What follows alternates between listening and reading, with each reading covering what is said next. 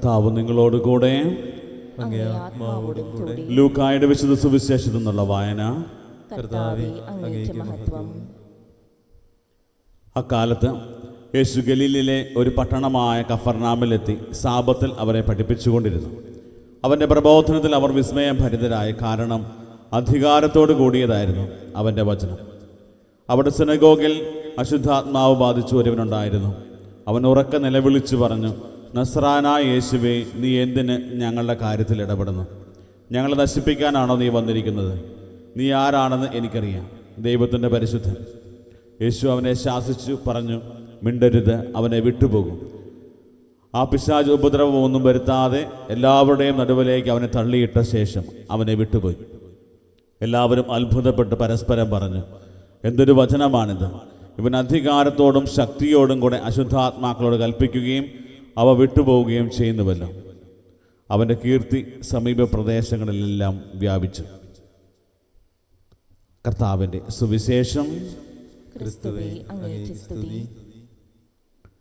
ഈശോ മിശിഹായിൽ ഏറെ സ്നേഹിക്കപ്പെടുന്ന പ്രിയ മാതാപിതാക്കളെ, സഹോദരി സഹോദരങ്ങളെ, നമ്മൾ വായിച്ചു കേട്ട സുവിശേഷ ഭാഗം ലൂക്കായുടെ സുവിശേഷം 4-ാം അധ്യായം 31 മുതലുള്ള തിരുവചന ഭാഗങ്ങളാണ്. ഈശോ തൻ്റെ പരസ്യ ജീവിതകാലം ആരംഭിക്കുമ്പോൾ ഈശോയുടെ നയം വ്യക്തമാക്കിയതിന് ശേഷം ഈശോ ചെയ്യുന്ന ആദ്യ അത്ഭുത പ്രവൃത്തിയാണ്. അതായത് പിശാച് ബാധിതനായ ഒരു വ്യക്തിയെ ഈശോ സുഖപ്പെടുത്തുന്നു. അപ്പോൾ അവിടെ ഈശോയുടെ പ്രബോധനങ്ങളൊക്കെ കേട്ട് വിസ്മയം ഭരിതരായ ജനങ്ങളെ കാണാൻ പറ്റും. അവർ വളരെ വിസ്മയത്തോടെ അതിശയത്തോടെ പറയുന്ന കാര്യമാണ്, ഇത്രമാത്രം അധികാരത്തോടെയാണ് അവൻ പഠിപ്പിക്കുന്നത്.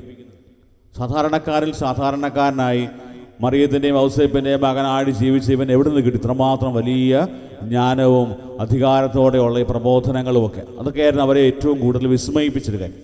ക്രിസ്തുവിൻ്റെ ആ ഒരു വലിയ ആ പ്രബോധനങ്ങളിൽ ആകൃഷ്ടനായി ഈശോയുടെ കൂടെ നടന്നവരാണ് അവരെല്ലാവരും.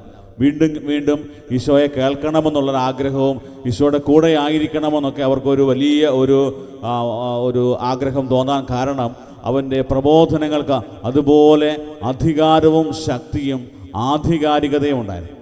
ദൈവരാജ്യത്തെക്കുറിച്ചായിരുന്നു ഈശോ ഏറ്റവും കൂടുതൽ പഠിപ്പിച്ചത്. പിതാവായ ദൈവത്തിൻ്റെ സ്നേഹത്തെക്കുറിച്ച്, ദൈവത്തിൻ്റെ കരുണയെക്കുറിച്ച്, മനുഷ്യവംശത്തെ സ്നേഹിക്കുന്ന നല്ലവനായ പിതാവിനെക്കുറിച്ച് ഇതുപോലെ അധികാരത്തോടെ ആധികാരികതയോടെ പഠിപ്പിക്കുന്ന ഈശോയെ നമ്മൾ വചനത്തിൽ കാണുന്നുണ്ട്. അങ്ങനെ അധികാരത്തോടെ പഠിപ്പിക്കുന്ന ഈശോ പിശാച് ബാധിതനായ ഒരുവരെ സുഖപ്പെടുത്താനായിട്ട് വരിക. അവൻ്റെ ജീവിതത്തിൽ ദൈവം ഇടപെടുന്ന ഒരു അനുഭവത്തിലൂടെയാണ് നമ്മൾ സുവിശേഷത്തിൽ ഈശോയെ കണ്ടുമുട്ടുക. പ്രിയപ്പെട്ടവരെ, പിശാച് ബാധിതനായ ആ വ്യക്തി ഈശോയോട് ചോദിക്കുന്ന ഒരു ചോദ്യമുണ്ട്. പലപ്പോഴും പിശാച് ബാധിതനായ ആ ഒരു വ്യക്തി ചോദിച്ച ഒരു ചോദ്യം നമ്മൾ നമ്മുടെയൊക്കെ ജീവിതങ്ങളിൽ അങ്ങോട്ടും ഇങ്ങോട്ടൊക്കെ ചോദിച്ചിട്ടുണ്ടാകും, നമ്മളോട് മറ്റുള്ളവരും പറഞ്ഞിട്ടുണ്ടാകും, നീ എന്തിനാണ് ഞങ്ങളുടെ കാര്യത്തിൽ ഇടപെടുന്നത്? നീ എന്തിനാണ് ഞങ്ങളുടെ കാര്യത്തിൽ ഇടപെടുന്നത്? നിനക്ക് വേറെ പണിയൊന്നുമില്ലേ? ഞങ്ങൾ സമാധാനത്തിൽ ജീവിക്കുന്നത് നിനക്ക് കാണാൻ പറ്റുന്നില്ലേ? ദൈവിക ഇടപെടൽ, ദൈവികമായ നന്മ നമ്മുടെയൊക്കെ ജീവിതത്തിലേക്ക് കടന്നു വരുമ്പോൾ പലപ്പോഴും അതിനെ നമ്മൾ നിരാകരിക്കുന്ന രീതിയിൽ ഇതുപോലെയുള്ള സംസാര ശൈലി നമുക്കുണ്ടെങ്കിൽ അവിടെ ഒരു പൈശാചിക, പലപ്പോഴും അവിടെ ഒരു സുബോധം നഷ്ടപ്പെട്ട ഒരു വ്യക്തിയെ പോലെയായിരിക്കും പലപ്പോഴും നമ്മൾ പെരുമാറുക. സുവിശേഷത്തിൽ ലൂക്കായുടെ സുവിശേഷം 15-ാം അധ്യായത്തിൽ നമ്മൾ കാണുന്നുണ്ട്. 10-ാം അധ്യായത്തിൽ പ്രത്യേകമായിട്ട് ധൂർത്തപുത്രൻ്റെ ഉപമയിൽ നമ്മൾ കാണുന്നത്, അതായത് സുബോധം നഷ്ടപ്പെട്ടു പോയ ഒരു മകനെ നമ്മൾ കാണുന്നുണ്ട്. പക്ഷേ അവന് സുബോധം തിരിച്ചു കിട്ടുമ്പോൾ അവൻ്റെ ഏറ്റവും വലിയ ഒരു ചിന്ത എന്ന് പറയുന്നത്, ഇതുപോലെ എന്നെ കരുതി എന്നെ പരിപാലിച്ച എൻ്റെ ദൈവത്തിൻ്റെ സന്നിധിയിലേക്ക് ഞാൻ തിരിച്ചു വരും, എൻ്റെ പിതാവിൻ്റെ ഭവനത്തിലേക്ക് ഞാൻ തിരിച്ചു വരും. അതായിരുന്നു അവന് കിട്ടിയ ഏറ്റവും വലിയ സുബോധം. പ്രിയപ്പെട്ടവരെ, പലപ്പോഴും പൈശാചിക ലോകത്തിൻ്റെ മോഹങ്ങളിലൊക്കെ പലപ്പോഴും നമ്മൾ വീണു പോകുമ്പോഴും അതിനേക്കാൾ ഉപരിയായ വചനം നമ്മളെ ഓർമ്മപ്പെടുത്തുന്നത്, നിൻ്റെ ജീവിതത്തിൽ നിന്നെ സുബോധമുള്ളവനാക്കാൻ, നിൻ്റെ ജീവിതത്തിൽ വലിയ മാറ്റങ്ങൾ വരുത്താൻ കഴിവുള്ളവനായ ദൈവത്തിൻ്റെ ഇടപെടലുകൾക്കായി നീ ആഗ്രഹിച്ച് പ്രാർത്ഥിക്കും. ഇന്ന് പലപ്പോഴും നമ്മുടെയൊക്കെ ജീവിതത്തിൽ പ്രകാരം ഒരു തീരുമാനമെടുക്കുവാനും നമ്മുടെ ജീവിതത്തെ ഇതുപോലെ ക്രമീകരിക്കാനും ഒക്കെ നമ്മൾ തീരുമാനമെടുക്കുമ്പോൾ നമ്മുടെ ജീവിതത്തിൽ ഒത്തിരിയേറെ മാറ്റങ്ങൾ സംഭവിക്കും. പൗലോസ് തെസ്സലോനിക്കാർക്ക് എഴുതിയ ലേഖനത്തിൽ നമ്മൾ വായിച്ചിട്ട് 1-ാമത്തെ വായനയിൽ പറഞ്ഞൊരു കാര്യം ഇതാണ്, നമ്മൾ ഇനി മുതൽ പേടിക്കേണ്ട കാര്യമില്ല, നമ്മൾ പ്രകാശത്തിൻ്റെയും പകലിൻ്റെയും മക്കളാണ്. പ്രകാശത്തിൻ്റെയും പകലിൻ്റെയും മക്കളാണ്. അതായത് ദൈവിക ചൈതന്യം കുടികൊള്ളുന്ന വ്യക്തികളാണ് നമ്മൾ ഓരോരുത്തരും. അതായത് ദൈവിക സാന്നിധ്യമാണ്. അതുകൊണ്ട് നമ്മളെപ്പോഴും മറ്റുള്ളവരുടെ നമ്മുടെ ജീവിതത്തിൽ നമ്മൾ പ്രശോഭിപ്പിക്കേണ്ടതായിട്ടുള്ള കാര്യം പൈശാചികതയല്ല, മറിച്ച് അതിനേക്കാൾ ഉപരിയായിട്ട് ദൈവിക സ്വഭാവത്തിന് സാക്ഷ്യം വഹിക്കുന്നവരായി നമ്മുടെ ജീവിതങ്ങൾ മാറണം.